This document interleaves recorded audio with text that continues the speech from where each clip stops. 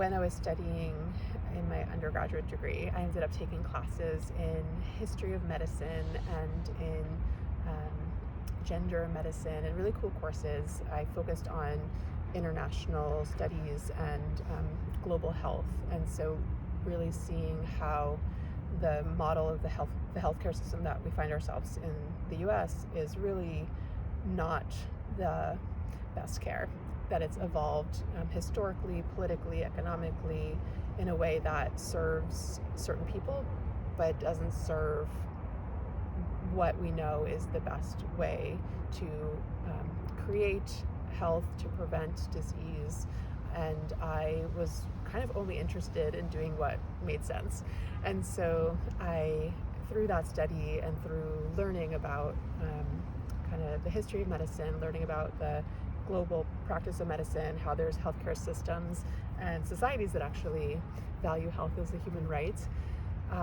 and that the best investment in health is in a primary care model, and was deciding where to go for medical school, because I felt like that focusing on primary care, focusing on preventive health was really the biggest impact to have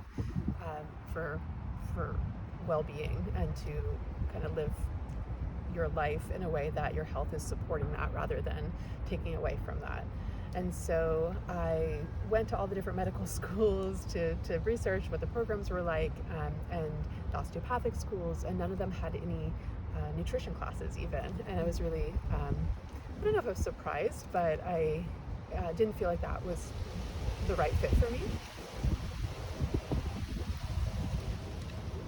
When I learned about naturopathic medicine, it felt immediately like the right fit, because it was still understanding the conventional model, which was really important for me. I'm someone who loves languages. I love communicating. I love really meeting someone where they are, and then finding where we connect and what we agree on, and where we can collaborate, rather than finding the one little thing that pulls us apart, you know? So it's just like,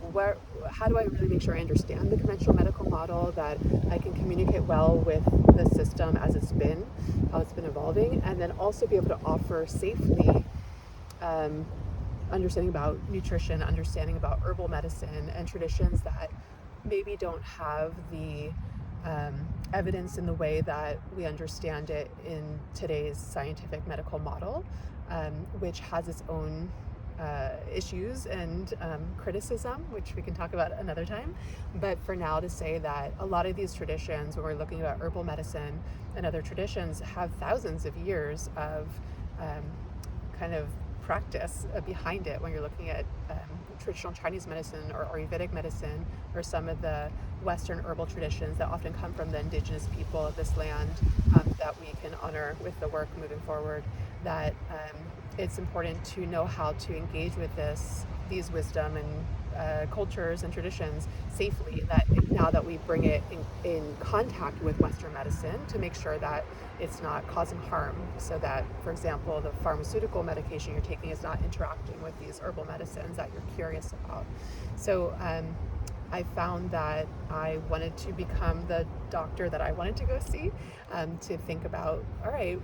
how do we really think about the bigger picture, thinking about my wholeness, my whole person, and the different pieces that go into health and healing, rather than each little bit at a time. I also loved about the training that I was able to learn in the context of physical health, emotional, mental health, and also spiritual health, as all being really important when I'm working with someone sitting in front of me, that it's not just about being absent from having a diagnosable disease, but it's feeling also aligned with your purpose and what this health is for in the first place. Dr. Michal, everyone.